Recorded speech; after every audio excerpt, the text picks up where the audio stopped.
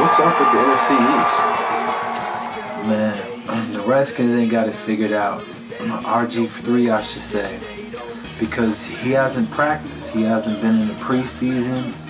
He missed training camp. He's coming back from an injury.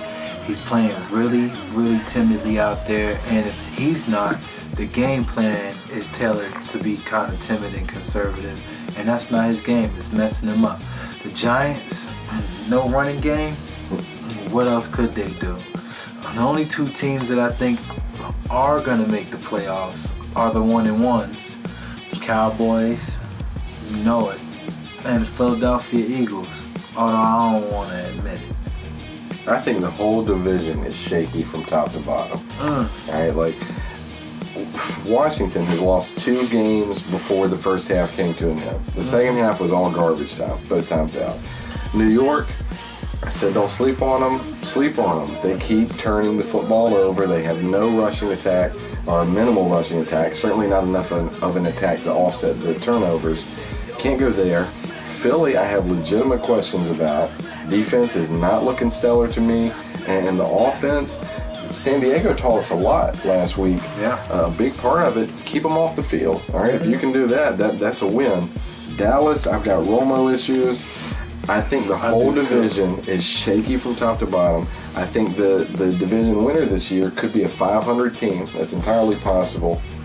And there's no way more than one team is coming out of that division and making their way into the playoffs. No way. Oh, man, I think you got Seahawk fever. Because right now it's looking like you guys are pretty good. But who do you think is the best team in the NFL? Well, I mean, you hit the nail on the head. And I said it last week. Well, let's talk about last week for a second. I said that I was picking them against San Fran, and I wasn't being a homer. I thought they would win the game. But I said I thought it would be a close contest, and the edge would be the 12th man.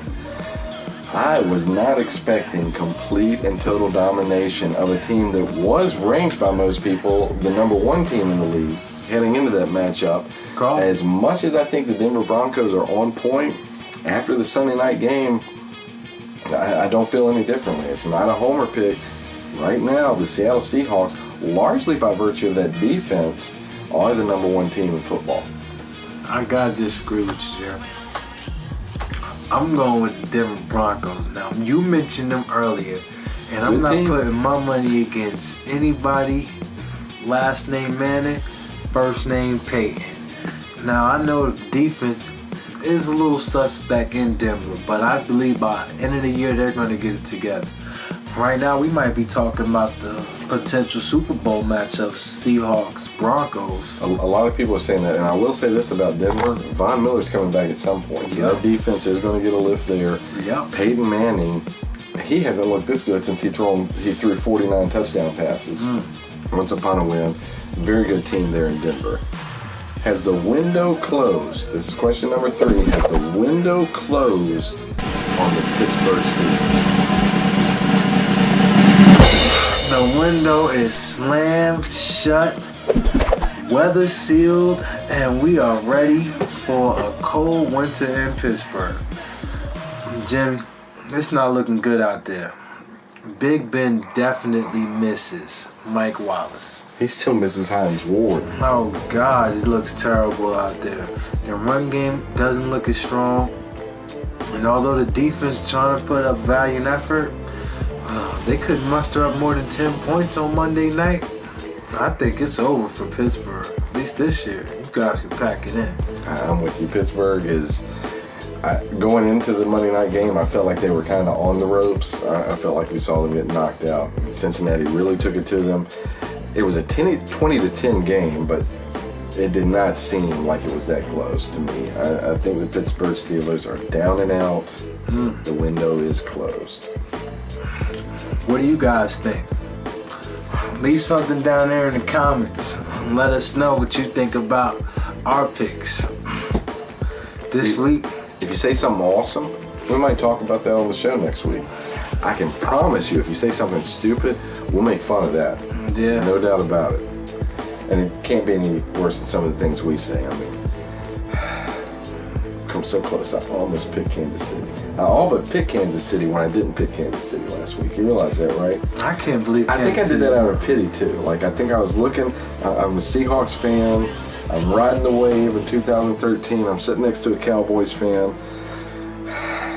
Listen, I don't know what happened, but that was disgraceful. Now, I saw a late fumble from DeMarco Murray, I believe it was, and that pretty much sealed the game in favor of the Kansas City Chiefs. But Dallas, we got to get it figured out. I mean, realistically, Romo's trying to go up the field. He does a short little drop pass to Murray to get a couple of yards. The clock's still running. He's trying to set up so he can spike the ball. I mean, you got Dez Bryant out there. I mean, I know when you're at the one, you're out of options. But anybody who plays Madden or plays football or anybody who plays with Dez Bryant would know. Put the ball in the air, give him a shot. He might come up big for you. Michael Irvin's crazy for thinking he'll be the MVP, in my opinion. But Bryant is on point this year. He's going to have a nice season. You've still got quarterback issues. I mean, Romo is a guy, he's kind of like Jay Cutler to me. He's going to do a lot of good things. He is going to shoot the team in the foot from time to time. I mean, that's the gunslinger mentality. That's the gunslinger way. We've seen different guys gamble. Brett Favre seemed to win more often than he lost. John Kitna seemed to lose more often than he won. It's a mentality that has its pros and cons. That's what you guys are rolling with. And looking at last week's action, I'm going to look no further than the big Sunday night game, so I get to talk about it a little more. And I'm going to go, I'm wearing Marshawn Lynch's jersey. I told you earlier that wasn't a tough decision for me when I was looking at my jersey and deciding what to wear tonight. So you might think I'm going Marshawn, who was awesome against the 49ers, like he tends to be. But I'm going Richard Sherman as my starter. Big interception, one of the biggest hits I've ever seen him deliver, and just an all-around good game. He asked to shadow Anquan Bolden, who had 208 yards a week before. Sunday night against Seattle, Sherman shut him down. I'm going with Richard Sherman as my starter. My bench warmer, I'm going to stick with the same game. I'm going to go with Colin Kaepernick.